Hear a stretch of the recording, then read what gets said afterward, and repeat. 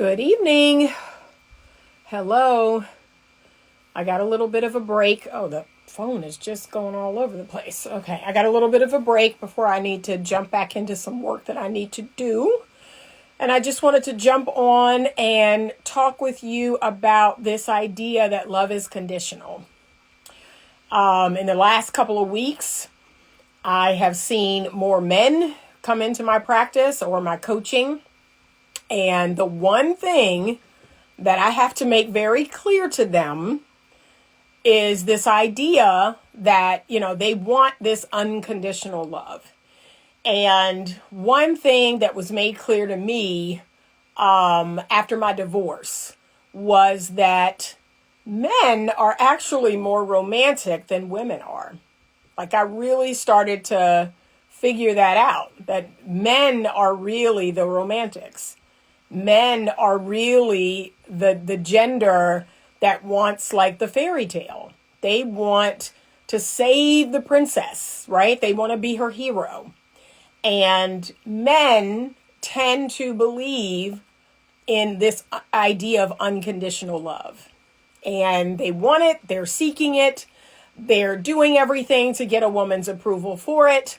But the truth of the matter is this: among adults, love is conditional. And I've shared that with a lot of men, and it's almost like some sort of bubble they had burst when I said that. And so I explained to them what that means, and I'm going to explain it to you. But this is the one thing, the one pushback that I get from a lot of men when it comes to romantic relationships. And again, I had a gentleman come on my platform and he talked about me, talking about men who were hurt or who were wounded. And how do I know that? Well, I happen to be a trained clinician. That's how I know. I happen to be a trained clinician, and I happen to have the gift of intuition. And if I could be so frank, even if I wasn't either one of those things, like, all you have to do is read men's comments, right? So what's inside of you is going to come out of you. Okay. He says, love is unconditional, relationships are not. I can love you and not want anything to do with you because we don't align. Agree. I'm going to go into depth about that in just a minute. Agreed. I think love is not a choice. We have no choice in who we love. Now, I disagree with that. So I disagree with that. But a lot of men, it's like I can see it in their eyes, when I say that. And I explain it. What I mean by, love is conditional. But that is a very harsh truth when you become an adult. Like, once you become an adult, and it's like the Bible says, you're no longer a child. You should no longer be on milk. You should be on meat. Okay? And you should be able to handle harsh truths like this one. You should be able to handle the truth and not having people treat you with kid gloves. Okay? But that is a universal truth. And once you get that, once you truly, breathe that in, you can start to show up differently in relationships. Okay? Because I personally believe that a lot of men, they show up in a certain way in their relationships, and they have a projection. They project onto the woman that they're with. So they have this expectation. They project onto her. And when she shows him something different, like, he's crushed. He's crushed and he's bitter and he's this and he's that. But what I want men to stop doing is stop projecting onto women. And women need to stop projecting onto men. But right now I'm talking about men. And that is, you have all these expectations and, oh, she looks good. And because she looks good, she must be so sweet and so kind and so gentle and so, fill in the blank. When the truth of the matter is, women can be just as evil as men. Women can be manipulative. Women can be just as malevolent as men. And yet, our society has sold us this bill of goods like, oh, women are they're so nurturing. That's the word y'all love using. Women are so nurturing. And they don't talk about the hundreds of thousands of women who, deliver their baby and kill it. They don't talk about the hundreds of thousands of women who leave their babies in dumpsters. They don't talk about the women who abort their babies. Like, they don't talk about that, But, oh, women are so nurturing. Like, we're little lambs. But the truth is, humans are full of sin. Humans are flawed. And you need to start acting like it. I don't put it past anybody to do anything. Because if you are in an earth suit, if you are in a human suit, you're capable of anything. And let me go here. The devil and his demons will get inside of anybody. Okay, so that'll take it to a whole nother level. Let him get inside of your mind, get inside of you, and you capable of anything. So we need to kill this idea that women are just so nurturing and so sweet and so kind, and they would know. There's some women out here killing people. There's some women out here doing all kind of despicable things. Okay? Evil is evil, regardless of the sex that it's in. And you need to be aware of that. I don't tell you that to make you bitter or jaded. I tell you that because it's a harsh truth that you should be able to handle as an adult, especially as an adult male. Okay? So that woman, as genteel as she may look, as sweet as she may look, as good as she may look, she could be capable of some evil things. So just keep the jury out for a little while. All right? Observe her. Look at what she says and what she does. But yes, men truly, I kid you not, they truly believe in this unconditional love from women. And I don't know, I'm going to speculate here. I don't know if it's a poor relationship with their mother. I don't know, to me, a mother's love is as close as you're going to get to unconditional love here on earth. The truly only unconditional love is God. That is the only unconditional love. That is the purest form of love. But humans, we are flawed. We are fallible. We fall short. We make mistakes. And this belief that, I want to find the love of my life and I want unconditional love. But as the gentleman said earlier, the relationship has conditions, and you need to understand that. Anyone who will stay with you and you put them through hell on earth is they have problems. They have low self-esteem. They have low confidence. They are codependent. But people who are healthy, people who are emotionally healthy and sound, they're not going to stay in relationships with you and you are, acting a fool, mistreating them. And I can give you a lot of instances.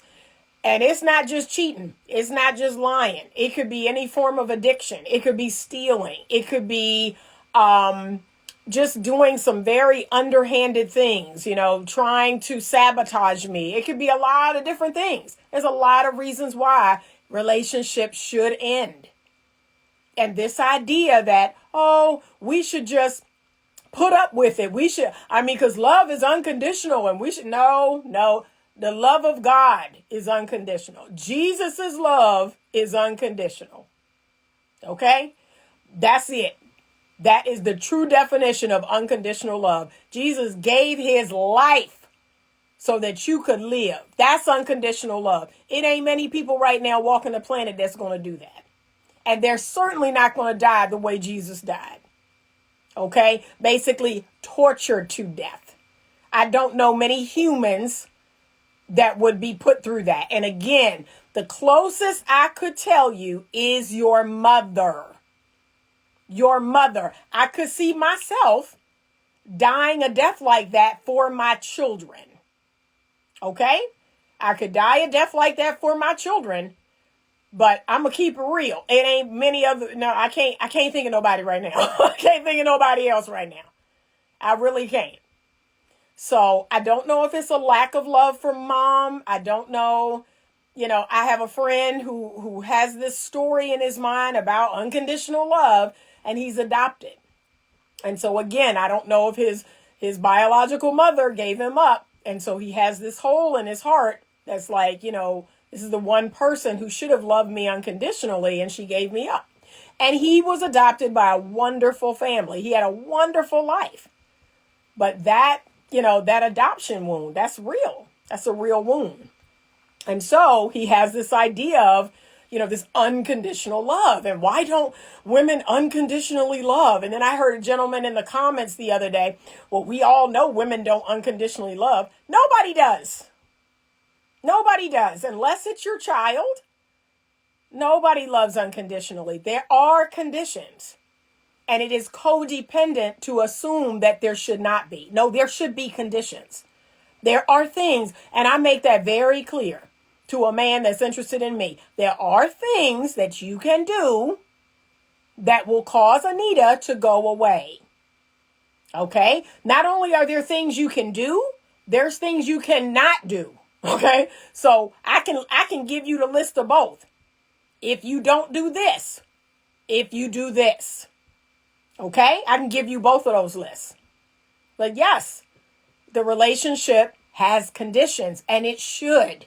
If you are a healthy person, you should have standards and boundaries. You should have conditions to who you allow in your life and who you interact with, who has access to your energy. And if you don't, if you are just, I'm just full of love and I just want to bring it on, just everybody come on, and you like the Statue of Liberty, bring me your huddled masses, no.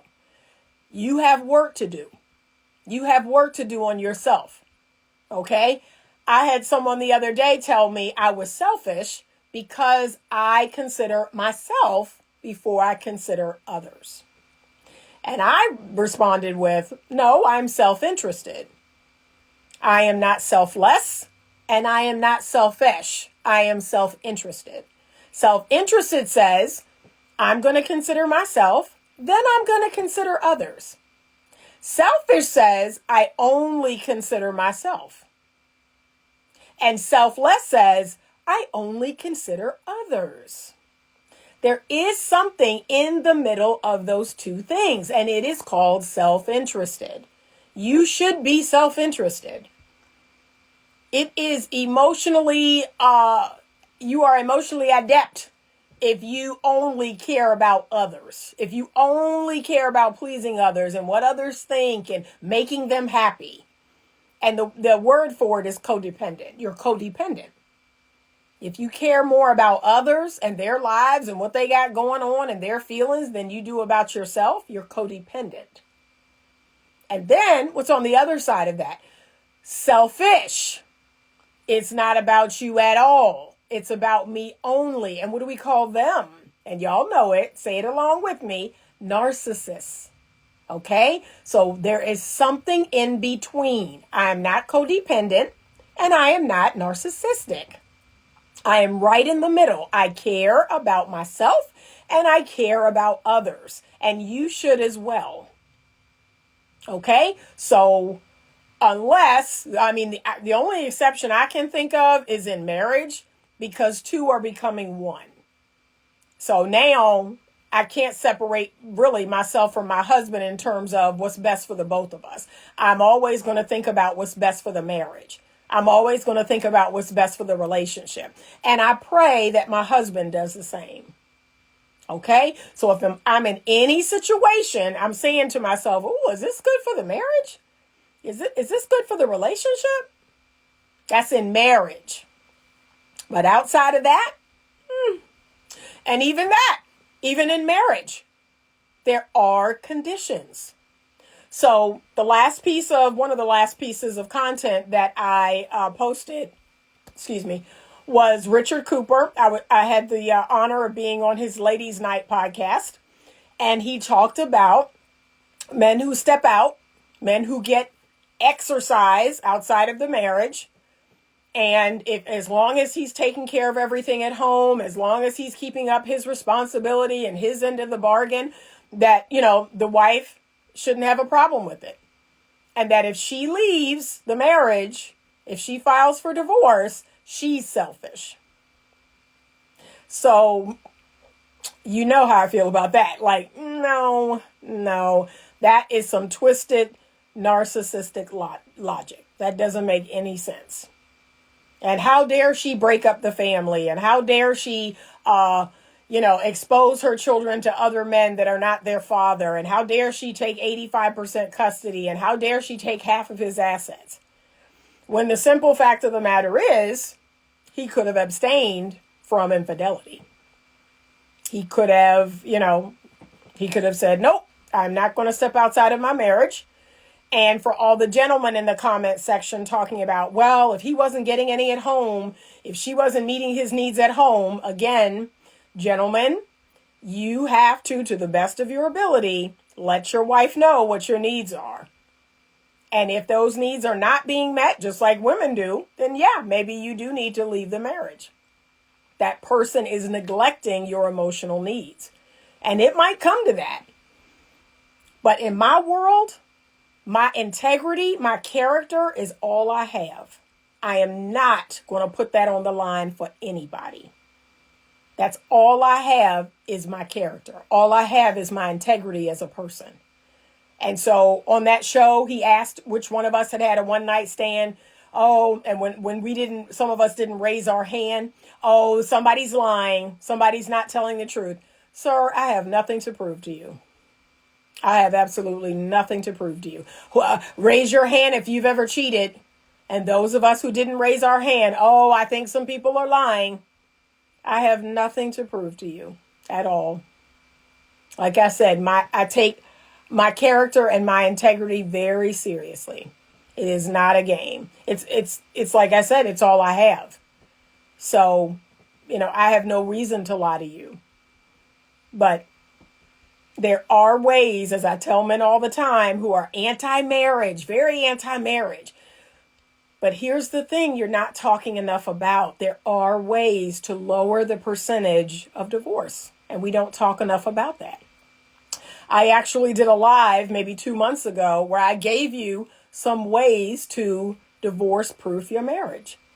But that's not going viral. Nobody's talking about that. That there are things that both of you can do that can lower the percentage of you all getting divorced as low as, I think, 9%. 9%. You can lower the statistic to 9%. So right now it's 50%. You can take it down to 9%. And yet we're not talking about that. We don't talk enough about that.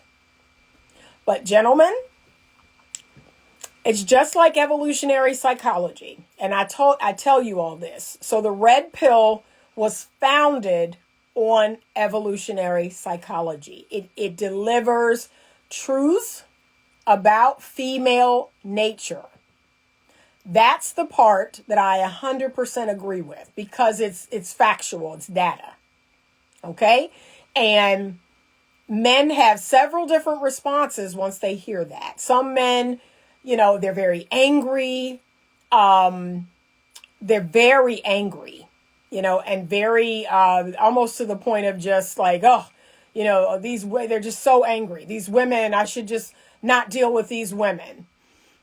But instead, what you need to do is you need to keep a check of your emotions and you need to look at the information as simply facts.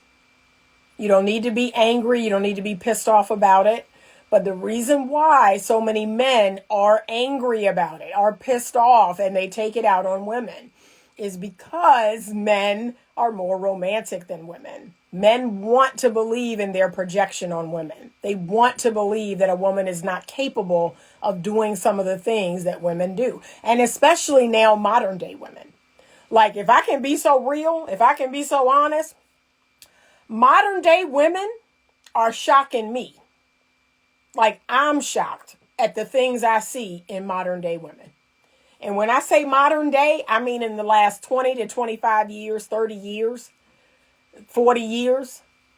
Like, it's shocking the things that women are capable of now. And what some people are going to say is, oh, they always been doing this. They always been doing this. We just didn't have social media. We just didn't have cameras. We just didn't, you're not going to convince me of that. I think the percentage of women acting out is more than it's ever been. And I think, if I could be so bold, I think women have something to do with that. I think that women not checking other women's bad behavior is how we got here. So you get a whole bunch of Candace Owens in one room. You get a whole bunch of me in one room, right? You get a whole bunch of women like us in one room. And you let 2 or 3 or 5 or 10 or 25 women in there start acting out. What are you doing? Why are you doing that? This is not the time or the place to be. Like, if you had a whole bunch of people, a whole bunch of women like me speaking out about this and saying how completely uncouth it is and classless it is, guess what? Those people would be run off. They would be run out of town. But instead, is, as they say, it's the man who keeps quiet. The man who says nothing is what is sending society straight to hell. It's not the man who, they're not speaking up. No, you're not saying anything. It's all the people who aren't saying anything. That's what's leading us down a diamond paved road to hell. And so, women are not checking other women. Women are not, saying, why are you doing this? Like, that's not okay. Why are you doing that? Or your girl comes around you and tells you she's messing around on her man, and you just, oh, girl, I mean, you do you, girl, because if he ain't acting right and this and that and the third. No, that was not a thing in the 80s, the 90s, the 70s, the 60s, the 50s, the 40s. I mean, you would be expelled from the friend group. If you was out here shaking your behind on tables and twerking and all that foolishness and cheating on your man, you'd be expelled from the friend group real quick. Real quick. Real women do not want to be associated with trash. I need you to understand that. We don't want nothing to do with it. Okay? Real women, feminine women, they do not associate with trash. So, but again, now you got all these women co-signing this foolishness, and it has run rampant.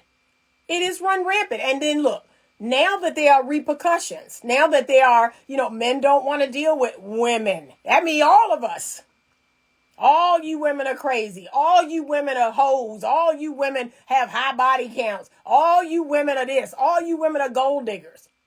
And look, now the women are like, what is happening? How come I can't get no date? How come the men that just want to use me and sleep with me on the first night because you didn't check her? That's called slut shaming. And that's not a bad thing. Slut shaming is what keeps people in social order, especially women. It keeps order in society. But because y'all thought it was cute, you thought it was fun to hook up and have fun and have sex like men, now when you want something real, see, you've been doing this for years. You've been doing this for years. And the men are like, I know you ain't trying to get no commitment. I know you ain't trying to get married. I know you ain't trying to have no kids or settle down or do this. No, I'm not trying to do that. You've been giving out free sex hand over fist. And now you want to try to charge for it? No, I'm good. I'm good. That's what's happened. So that's how we got here. I have solutions to get us out of this, but y'all don't want to hear it. Okay, he says you may get in trouble for saying that, Doc. Okay, well, call me Trouble. Call my middle name Trouble, because I be saying stuff. I'm a young woman, 21 actually. It's hard to hear this, but I need to hear it. Ooh, baby, ooh. Sky the Million, you are exactly the young lady that I want to talk to. Okay? You are exactly the young lady that I want to speak to. Because this is what you need to know, Sky. It's all fun and games right now. It's all fun and games. I can blink my eyes and remember being 24 years old. I can remember being down in Atlanta during Freaknik weekend, just like it was yesterday. And I'm sitting out here looking at all this craziness, looking at these women acting crazy. And look, me and my girlfriends talking to these other, like, hey, don't do that. Don't go with him. Don't go to this strange man's hotel room. Don't do this. Don't do. Look, guess what my parents taught me? Do not drink alcohol in mixed company. I teach my daughters the same thing. You and your girlfriends want to have fun? You want to have some drinks? Okay, go over one of y'all's houses or apartments and y'all sitting around. It's a girls' night and you having a little champagne. You having a little drinky pool or whatever you doing. Do not do that in mixed company. You will be taken advantage of. Or maybe you just get horny when you drunk. But I can assure you, the next day, you're going to feel away. You're going to feel away about what happened. But you do not drink alcohol in mixed company. Okay? I didn't drink anything in mixed company. I ain't smoke anything in mixed company. Nope. Nope, because I'm not going to be put in no position to be taken advantage of. That's not going to happen. She said, we don't have enough role models. I agree. I agree. Keep watching, sweetheart. Keep watching. Okay? Keep watching. Because there's some advice that I'm going to give you. Like I said, I remember being 21 like it was yesterday. And look at me now, 56. Some days, I kid you not. I look in the mirror and I say, dang, like 30-something years that went by. Like that. And it's been a good life. It's been a good life. But because I made good choices. I made good choices. And I want you to make good choices. That's how you can sit here at 56 and say, it's been a pretty good life. I love what I do. I love my work. My 3 children are adults now. I got my puppy. I got, my cats. And yeah, and I don't care. Look, I don't care what you men say about having cats or dogs or any pets. Yeah, it kills me because y'all say that like it's a bad thing. Every time I see a man say, yeah, you can go buy you some cats and sit down and die. I'm like, okay. like, why are you making that like it's a cut? Because it's not. If you knew the love and the care that I get from my animals, if you knew the joy, just the pure bliss I get being around my pets, like that's not a cut, bruh. You're not making me feel bad. Okay? That it's not. So no. I will be okay doing that. like that's what I don't understand. They say it like it's an insult. Just like telling a woman, well, see, that's why you single. Bruh, you're not insulting me. I'm not putting up with your nonsense, and you're right. I guess I'm going to stay single. Because if it's between your nonsense and staying single, I'll take single. Okay? But again, you all are trying to weaponize being single. Single is not a curse. Jesus was single. Okay? So, okay, I'm in great company. You're not hurting me. So stop that. I have 3 grown children too. Melissa says, now I'm in my self-improvement stage of life. Excellent. Yes. Yes, a lot of us are. And we are working on ourselves and working on our vision or our purpose or whatever it is else that God has here for us to do.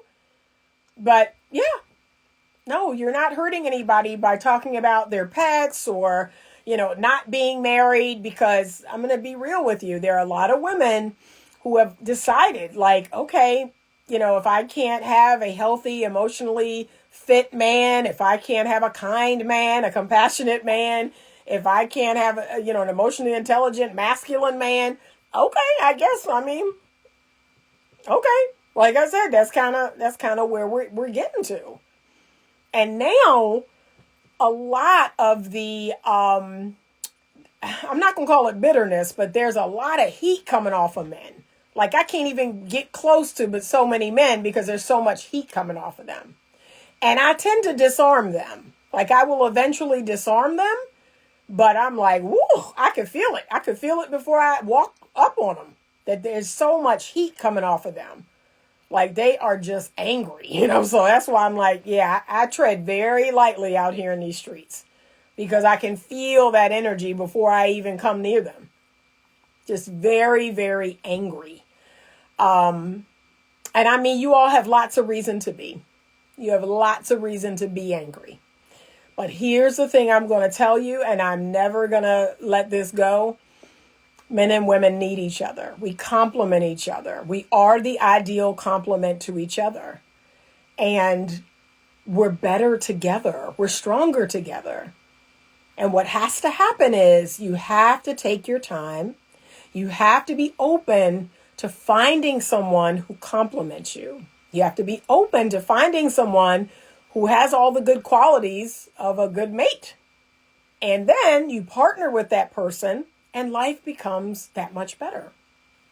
But it is going to take a measure of healing, because if you are deeply wounded, you can't see past your wounds. You just cannot. It's like having, COVID for a year. You can't see yourself getting better. Like, you've been sick for so long. You can't even imagine what better feels like. But somewhere in there, you have to believe that you're going to get better. You have to believe that healing is definitely a possibility. It's going to come. It's going to happen. And that will open you back up. You will be cautious, as you should be, right? You should be cautious, but you should not be jaded. You should not be bitter. You should be optimistically cautious, okay? That's what I'm going to say. And observe people. We don't do that enough. We don't simply observe people.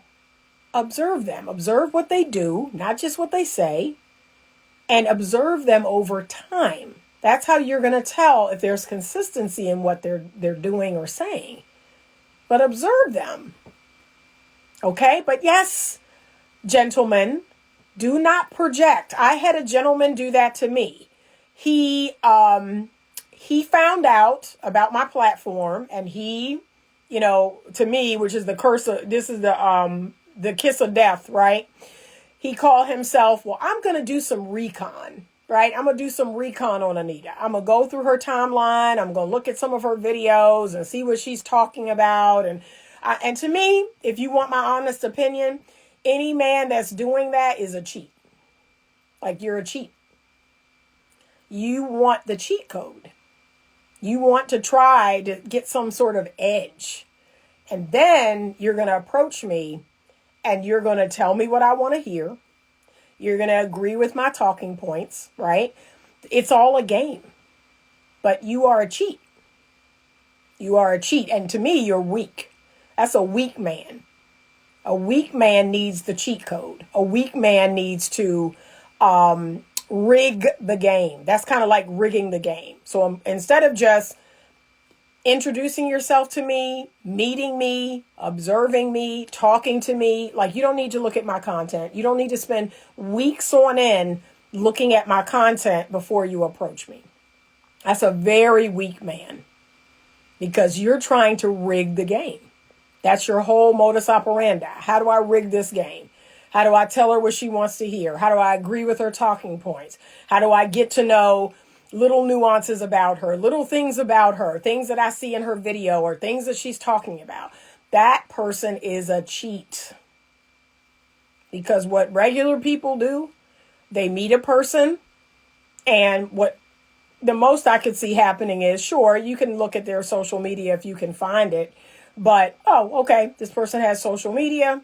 But this whole spending weeks upon weeks looking through it, combing through it to try to rig the game, that's weak. That's what weak people do. Strong people walk up to people, they meet them out, they're introduced to them, or however it happens, and they take their time. They take their time, they get to know that person, they observe that person, they ask questions. That's how they get to know that person. They don't need to try to rig the game to get to know that person. That's what cheats do. But yes, stop projecting onto women. So he had an idea of me. He didn't know me. He knew this persona. So what is sitting in front of you right now is a persona. It is an online persona. It's what we call public me. Okay, this is the public Anita. But there are 3 different sides to me. Number one is public Anita. That's what you're getting. Number two is private Anita. That's what my family members get. That's what my close friends get. They get private Anita. Okay? That's what my husband got. That's what my children get. Private Anita. Number three is inner Anita. Very few people have access to the inner me. Okay? That is really for me. And every now and again, I will give someone that I'm very close to access to the inner me. But this person put his projection on me, the public Anita, and in his mind, okay, this is what I found out. This is what my recon has, delivered to me. And now I can get to project onto this person. I get to, fall in love with the persona of who that person is. And then you meet me, we go out, we spend time together, and it's like, wait a minute, this is different. This is a different Anita. Yeah, because there's three different ones. Public, private, and inner. And at that point, yes, his projection was not what he expected. And he somehow felt duped. Oh, this is not what I thought I was getting. I know, because that is public me. That is my public persona. You are now actually seeing the private me. And guess what? The private me is introverted. The private me is relatively quiet. The private me is pretty chill. Pretty easygoing. Like I said, I am the antithesis of feminine. Quiet, easygoing, always, for the most part, pretty happy, pretty content. It's the little things that make me happy. Yeah. And he was like, this is not what I expected. But see, he projected onto my public persona, and that's what he thought he was getting. And then when he realized, oh, wow, there are other layers here that I was not aware of. But gentlemen, that's every woman. That's every woman. Most of you meet a woman and you meet her public persona. You meet the public her. But you project onto that persona. And then when you see the private her, and if you're lucky enough to see the inner her, the real her, right? The her that still cries over the dog she lost when she was 10 years old. Or the real her that's stressed out at work. Or the real her that's concerned about being able to have a child one day and is going through the process of freezing her eggs, or, whatever it is she needs to do. Or she's depressed, or she's anxious. See, that's what you didn't see. So when all that shows up, you're thinking, well, I don't want this. But can I give you a little piece of advice? That's called loving a human. And no one is interested in doing that today. No one is interested in knowing all three of those people. People love the public you, especially if it looks good, especially if it, it's fun and it's exciting and it looks good. People love the public you. But can you handle the private and the inner you, right? The fears, the faults, the failures, the shortcomings, the hopes, the dreams. That is what people are running from. They don't want anything to do with the people that are underneath, the persona. And so, yes, I've experienced that myself. And once I realized, oh, wow, this person doesn't want the real me. This person doesn't want the private me or the inner me. They don't care about that person. That's when I have to leave those situations. Because the person who's going to become my husband, he wants all three Anitas. He understands all three Anitas. Yes, Anita has a public persona. I get to see her in private. And if I'm really lucky, I get to see the inner her. Okay? But no, we're not doing that today. It's all a mask. Everyone is wearing a mask. But gentlemen, be very careful about projecting onto the women that you're interested in. And remember this too, and I've said this before. If you put more effort into how you feel about her than she feels about you, you are guaranteed to not have success. You are guaranteed to not have success. You will not have success. Okay? Because all you care about is, hey, I'm projecting onto this woman. She looks good. Something about her excites me. And as long as she keeps showing up like this, yes. But see, the moment that she doesn't live up to that projection, now, this is not what I want. This is not a part of this. No, I don't want this. But that is probably the real her. And so she should be just as interested in you as you are in her, because if not, you're going to get used. Okay. And I mean, I don't know what else to say about that. That's why men get used, because you spend so much of your time trying to get her and trying to get her interested in you and trying to get her in the bed and trying to do this. Okay. But if she's not really all that interested in you, yeah, you will get left. You will get left. But back to the original topic. It is healthy. A lot of people think it's toxic for me to say love is conditional. No, that's actually the healthy truth of the matter. Okay? And when you know that, you can move in a way so as not to get hurt. That's it. That's all I want men to know is, yes, there is a way that you move so that you are not, projecting onto a woman or believing in this idea of unconditional love. And then when you find out that there are conditions, now you're heartbroken. No, there are conditions. You're walking in knowing there are conditions. Okay? And this is another thing I want to tell you, and this is a hard pill to swallow. But again, once you become an adult, you should get used to taking these pills. So relationships are voluntary. And that basically means that a person can opt in and a person can opt out. Okay? Just because you're in a relationship with someone, just because you're in a marriage with someone, that does not mean that you can hold that person in that spot forever. Like, the person is still an individual. They still have rights, according to our country, that if they want to leave a marriage, they can. Or if they want to leave a relationship, they can. And now with no-fault divorce, they don't even need a reason. They don't even need a reason to leave the marriage. And so, I say all that to say love is a risk. Like everything else, it is a risk that you're taking. And you just don't know. There are no guarantees. However, as I said earlier, there are ways to divorce-proof your marriage. There are things you can do or not do that can lower the percentage of you getting a divorce. That's it. And you need to learn what those things are and do it. And remember, you need to choose well. You must choose well. You're not going to outrun your choice in a mate. That person is going to keep showing up. It doesn't matter how good you are. It doesn't matter how much you bend over backwards. It doesn't matter how much you acquiesce.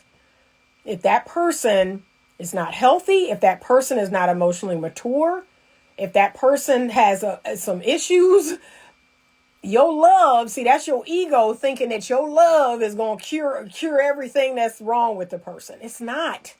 Love is the strongest force in the world, but it's God's love. It's God's love. Because like I said, the human love is infallible. The human love is imperfect. But God's love can cure anything. God's love can heal anything. That's why I pray to him. But please don't be so full of yourself. Don't be so full of your ego to believe that, my love is going to turn this person around. And, my goodness and my love and my this. No, you only setting yourself up to be hurt. Okay, that person has their own work to do and they need to do it. All right, but to my young ladies, make good choices. Ask yourself, make good choices and ask yourself, if what I'm doing right now, if my 50-year-old self saw this, what would she think? Okay, and 18 to 25, you got from 18 to 25. Okay, I'm going to give you that. I'm going to give you 6 years. What's that, 7 years? That's 7 years. I'm going to give you 7 years to act up, and act out. But when you turn 25, that mess got to be over. You really need to start looking for your husband. You seriously need to ask yourself, do I want to get married? Right? Do I want to get married? Do I want to have a family? If that is your hope, you need to have figured it out by the time you turn 25. Okay? And it is a myth. You letting the culture tell you that 25 is young. It isn't. 25 is not young, sweetheart. 21 is not. You're 21, you're legal. You can legally do anything you want in the country. It's not young. You're a grown adult. But they keep telling y'all, 25 is young, 30 is young. No, it's not. No, it isn't. 30 is grown. You should have a family by the time you're 30. You should be married and have a family by the time you're 30. But of course, y'all gonna say, well, we don't do it that way anymore. And people don't get married young anymore. We get married old and we gotta go to the fertility clinic to have kids. Who wanna do that? Make it make sense. Who wants to do that? That don't make no sense. When you could do for free what your body was meant to do at 25. So please, stop letting the culture tell you you're so young. No, you ain't. And some of y'all 25-year-olds look older than me. So I don't know what y'all gonna look like at my age. I really don't. I look at 21, 22, 25-year-old girls and think, what in the world? Like, what in the world? Why y'all look so old? I don't understand it. I don't know what y'all are doing, but that don't make no sense to me.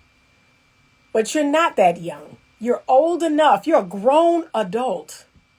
You're a grown adult, and you need to find a mate. You need to partner with someone and start acting like a grown adult. And look, even if you don't want to have no kids right away. So what I tell a lot of young women is find yourself a husband in college or grad school, get married, stay on birth control. You don't need to have no kids right away, but start building a foundation. Start building something in which to place your children and your home and everything else you're going to have on top of. But this idea that, oh, I got to go out here and screw around. I got to go out here and test a bunch of men. No, baby.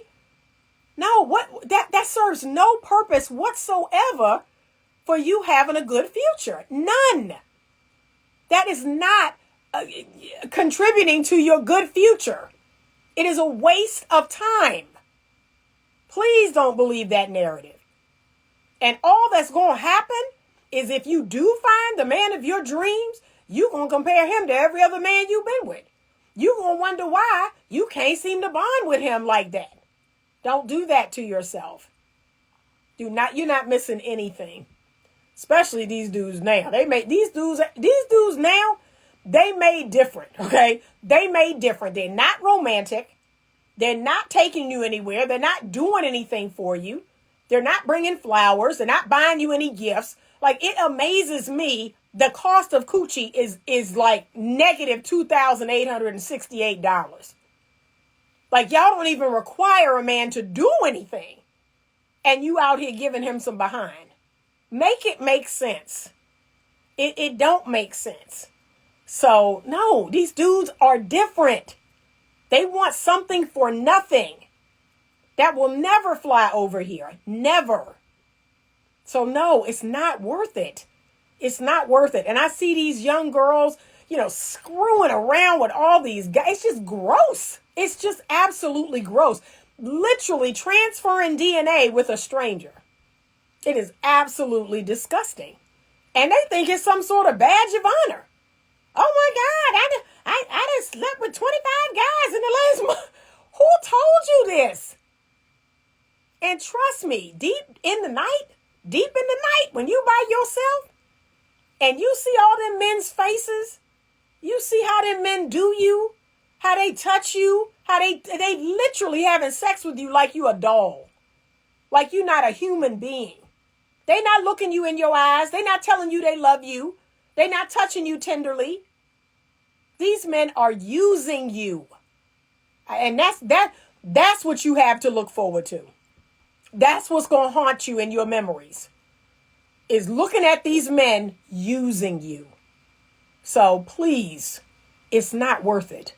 And don't believe your other bubble-headed 22-year-old friends telling you, girl, it's so fun. It's so fun screwing around and sleeping with whoever I want. And I slept with so-and-so in the bathroom at the club. And then I slept with so-and-so in the car. There is nothing fun about it. You are damaging yourself. You are traumatizing yourself. And then guess what's going to happen? You're going to be in my office.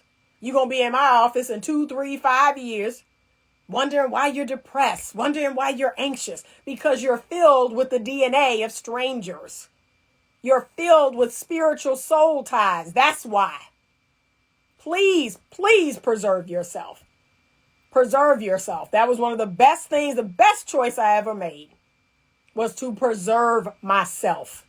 To not be out here just giving it to everybody that blew my way. No. No. Go back to my college and they'll tell you. They were like, yeah, Anita don't get down like that. Anita, I don't know you like that. I don't know you like that. You ain't my man. You ain't my man. I don't know you like that. That's pretty much all I said in college. If you're not my man, if we are not in a committed relationship, and I'm talking, it's going to take months. It's going to take months, not days, not weeks. It's going to take months of dating me, months of taking me out, months of doing nice things for me, months of calls and all the things. I don't know you like that. Okay? And this idea that you men have in your head, let me blow this out of your head right now. You ready?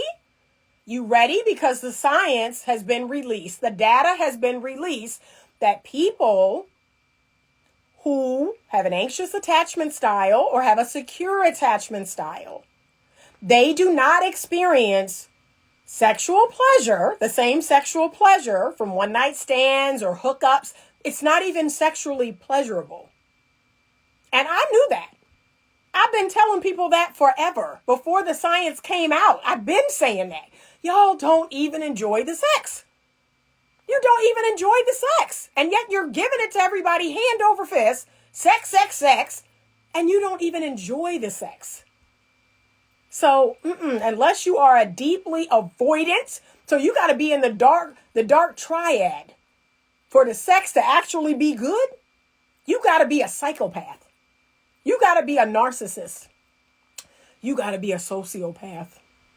You got to be deeply avoidant for you to enjoy casual sex. Think about that.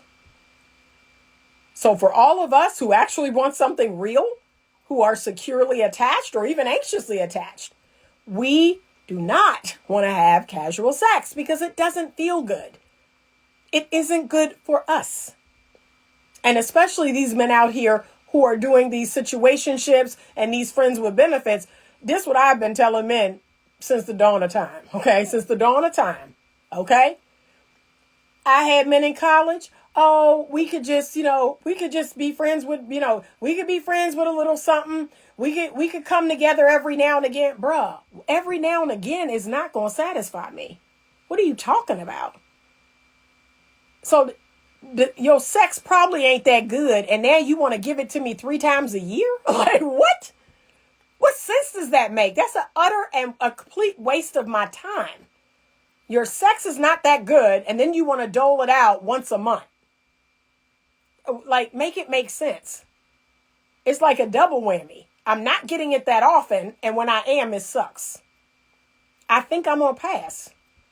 I think I'm going to pass on that idea. Okay. So gentlemen, I need you to understand this idea of, sex is mutually pleasurable. No, it's not. We've already dispelled that myth. Sex is not mutually pleasurable. Men receive orgasmic pleasure from sex about 98% of the time they have it. Women receive orgasmic pleasure from sex about 36% of the time that they have it. Those numbers are not the same. So stop it. Okay, now I hope you understand that little piece of relationship data. Okay, so y'all keep saying, but why you act like y'all doing us a favor? Because it isn't that pleasurable.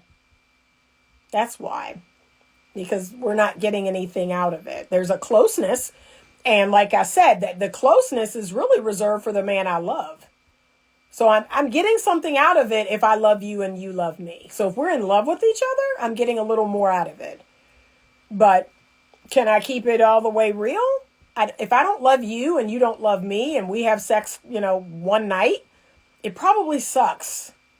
It's probably not going to be very good for me. But, you'll get a dopamine rush. You'll have an orgasm and your ego will be fed. So that is why women say that the way they do, because it just doesn't hit the same. We don't get the dopamine hit. Most of us don't have orgasms, and, it don't really feed our ego to open our legs to you. So that's it. That's it. But gentlemen, love is conditional. If you approach it from that stance, which is, I think that can actually help you, not hurt you, which is, yes, there are conditions that must be met in order for this to stay healthy. And she has to do the same. There are conditions that must be met in order for our love relationship to stay healthy, in order for that container, the relationship, to continue and to stay healthy and to thrive and to grow and to be loving. Conditions must be met. Okay? Just like any living, breathing thing on the earth. It must be fed. It must be watered. It must have sunlight. Your relationship is no different. So this idea that you can, I got a woman and I got her to come home with me. And she agreed to be my woman. And that was it. That's all you're going to do. You're going to be very disappointed. And yes, you're going to get left one day. You step out of the marriage and cheat. Yeah, there's a high probability you're going to get left one day. You go upside your woman's head. You get jealous about something and hit her. Yeah, chances are pretty high you're going to get left one day. You steal money out of her account, or I don't know, you take that money and give it to some other woman. Yeah, you're probably going to get left one day. Okay? You completely neglect her needs. You don't talk with her. You don't take her out anywhere. You don't do anything with her. And she continues to pour into the relationship while you do nothing but work. Yeah, you're probably going to get left one day. Like I said, it's not rocket science. I can literally write a list of everything you should do to keep that relationship going and everything you shouldn't do if you don't want to see that relationship end. Okay? And gentlemen, a big part of that is your frame. You must maintain a level of frame. You must maintain a level of boundaries and standards. Once you start slipping on that, once you start people pleasing, once you become codependent, oh my God, I've got to be with you. I can't be with anybody else. You're the love of my life. Like once she smells that out, she's like, no. But you stay on your purpose. You stay with your hobbies and interests. You go out with your friends. You have a backbone and some balls and a heart and a brain attached to it. You're good. But this idea that, love is unconditional. I can't believe she left. Yeah, they leave. And right now, the statistics are against you because they're saying 75% of the time. 75% of the time, women will initiate divorce. And look, I had a gentleman the other day say, well, that right there tells you everything you need to know. I said, you're implying that her initiating the divorce means she's the problem. I said, well, what I think is interesting is, I think if she's being mistreated or neglected or abused, I think her initiating the divorce makes her smart. I don't think she's the problem in the relationship. I think she's actually the smarter person. Like she now doesn't need the financial resources to stay in the marriage. And so if the marriage goes south in a bad way, she can leave the marriage. That's it. That's all that's happening. But a lot of red pill men, they take that statistic and they twist it. Yeah, these women are just leaving marriages left and right. Could it be the men in these marriages? Wonder if that has something to do with it. Because the last I checked, I don't know many women who are with the man of their dreams, who's showing up and being amazing, and they just come in my office and say, oh, Anita, I've got to leave my husband. He's just too amazing. He's just too fantastic. His masculine frame is just, it's just too much. That does not happen, sir. That does not happen. And if it did, it's very rare. It's very rare. So men have been telling me, no, these women will leave if they're bored. These women will leave for no reason at all. I think that percentage is very low. I'm not saying it's not a thing. I just think it's very low. So out of 100 women that initiate divorce on their husband, I think that she's just bored. I think that's maybe 10 or 15. 10 or 15 of those women left because she's just bored. She thinks she can do better. Hypergamy, grass is greener, and da da da da da. 15 out of 100. I think the rest of those women had a valid complaint. I think the rest of those women experienced some sort of abuse or neglect. That's what I think. So I could be wrong, but love is conditional, gentlemen. If you haven't heard this harsh truth, I'm here to tell you now, okay? I don't want you to go into your relationship with a woman or anybody and think, oh, the ride or die, this person's going to be with me through it all. Not if you act up, they not. Like, no, they not. They going to go about their business. And you going to be sitting on my couch. Can you believe she left? I can't believe it. Because you were neglectful. You were abusive. You know, you took her for granted. You didn't plan anything. You didn't do anything. You worked all the time and then came home and played video games and hung out with your friends and went to sleep. And you really thought you could do that for 50 years. And she was never once going to think about leaving you. That's what's so funny. Like sometimes it shocks me when men come in and they're like, yeah, can you believe she left? I can believe she should have did it sooner. Okay. So there you go. But if no one has told you this, let me be the one to tell you. And again, this is an evolutionary truth. It's not for you to be mad. It's not for you to be bitter. It's not for you to take it out on somebody. No, it's called being an adult. It's called being an adult. I have been in relationships that I thought was going great. And the man said, yeah, I just don't think we're a good fit. Or I just, I'm looking for something else, something different. And guess what? Because I'm grown, I was like, okay, it sucked. It sucked. But he's an adult. He's an individual. He can leave the relationship. And I'm not going to go off and key his car and do this and that and this and that. No, I'm an adult. I understand that, that's how life is.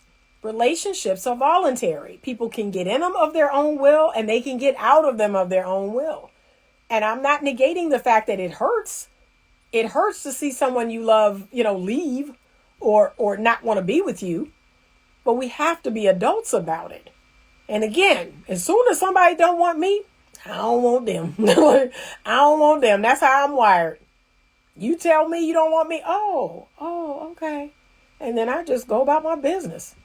I mourn the loss of the relationship and I go about my business. That's it. That's it. I wish more people could do that. And then I find people that want me, right? I find people that choose me. That's what I want you to do. Find people that choose you. Find people that want you. Find people that want to have the relationship you want to have. That's the first thing you do when you start talking to somebody. That's the first question you ask. People be asking me, what's the first question, Anita? Find out what kind of relationship they want to have. Well, that's the first thing you do. In 2024, guess what I say? Oh, great. Yeah. So, if this were to continue, what would that look like for you? Like, I kid you not. That's the first question I ask. Oh, you look good. You look good. So if this were to continue, what would it look like to you? What would that look like to you? Right? And you ask them to define what they're actually trying to do with you. And if they can't, and if they won't, just go on about your business. Go on about your business, especially if you want something real. There's no other conversation to have. I'm like, okay. I just be like, all right. Well, but and look, and I'm going to tell the ladies this how they going to get y'all. Well, we just meeting each other, Anita. Like, who knows what the future holds? This how they going to get y'all. We just meeting each other. Who knows what the future holds? and you want me to determine what it is right now? You want me to tell you right now? I mean, we don't know what the future holds. I like to see what's going to happen. I like to, keep talking and keep going out and see what the vibe is. See, that's how they're going to get y'all. And they're going to get y'all. They're going to buy time with you that you ain't even got. Like I said, okay, bro, you're going to be doing that by yourself. Like everything you talking about, you're going to be doing that on your own. Or you're going to be doing that with somebody else. But you're not going to be doing that over here. Okay? I don't have weeks and months and years to just see with you. And quite frankly, like I said, if a man is not interested in anything real, he going to tell you, he going to show you better than he can tell you. So that's the first thing you got to do. What type of relationship are you looking for? Are you looking for companionship? Are you looking to have fun? Are you looking to kick it or whatever the name is? Please find that out on date number 1 or date number 2. That's the minimum. Remember, you only got 3 dates. You got 3 dates to decide if you want to keep talking to this person or not. So that's a first date question. That's a first phone call question. Yeah, so what you looking for? And look, all y'all on the dating app, it's easy for y'all because you meeting people on the dating app. So in my mind, yeah, that's the first question out your mouth. Okay, so yeah, I mean, what do you hope to achieve by being on Tinder? What do you hope to achieve by being on Plenty of Fish? What do you hope to achieve by being on Hinge? That's it. That's it. And then you listen. They feed you a bunch of word salad and you go about your business. Or, you know what? I'm just out here looking for something real. This is just one of the ways that I'm trying to find it. I would really like to settle down. I'd really like to be in a healthy relationship. I'd really like to get married. That's it. That's it. Anything other than that, go on about your business. Go on about your business unless that's what you want to. Go on about your business. So it's not hard. All you have to do is ask questions and observe. Listen, ask questions, listen and observe and see if what you heard and what you see is the same. See if it can be the same consistently over time. That's it. But the first thing you're going to find out is what type of relationship that person wants to have. What's their intention toward you? So if this thing, so far it's going great. We're having great conversations. We've been out. If this thing continued, like, what do you see that looking like? See, it's not hard. Blah, blah, blah. See, man, going about your business. Okay? It's not hard. So I know this was a hard talk tonight. And there's a lot of men out there that are still confused. Y'all are still confused about this idea. But the truth is this, a lot of y'all project onto women and you get disappointed. As soon as that woman shows you anything outside of that projection, you get disappointed.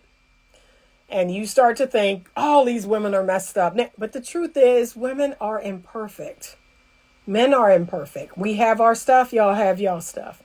Find the person whose trauma matches yours the best. That's the best advice I can give. Because everybody's got some.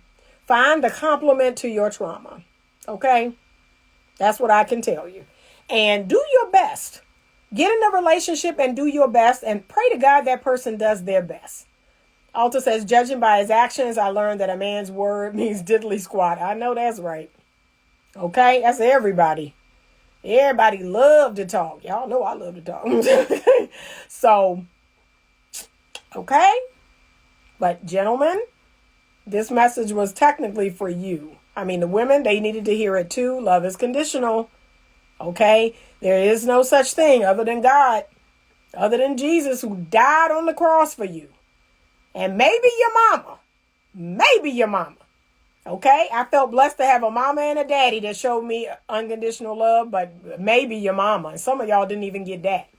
So that's why I think, the men feel away. They're really missing a good mother's love. And they think they're going to get that from their romantic partner. And that is a mistake, gentlemen. Your woman is not your mother. And she should not be ride or dying with you. That's for your mama to do. That's for God to do. Okay? A woman should have conditions. She should. All right? Thank you so much for joining me tonight. I appreciate you all. This was very unscripted. I had no idea I was going to be here. I'm getting ready to jump back into my paperwork, but I thank you all for joining me on these little talks. To the 21-year-olds, the 25-year-olds, please come over to my page a little more often. That is the generation. So between 18 and 30, that's the generation I'm really trying to reach, because I want to get you before you make some terrible mistakes. I need you to have high self-esteem and high self-worth.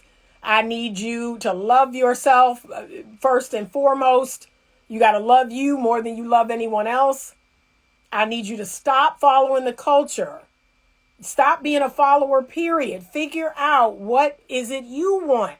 Most of y'all are doing stuff to yourself because of the culture. It's not even what you want to do. But because everybody else is doing it, you a bunch of followers. So knock it off. Stop it with the following. Okay? Be who you are. Right? Figure out, go inside of yourself and figure out what it is you want to do. But stop doing what everybody else is doing. That's dangerous. You're going to end up with a life that's not even yours. And you're not going to be happy. So do what makes you happy. Okay? All right. Thank you so much. Yeah, just the 13 to the 18s. Oh, man, I'd have to change my message a little.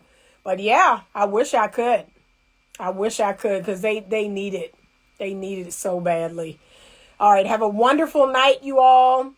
Thank you for joining. And as always, stay open to love.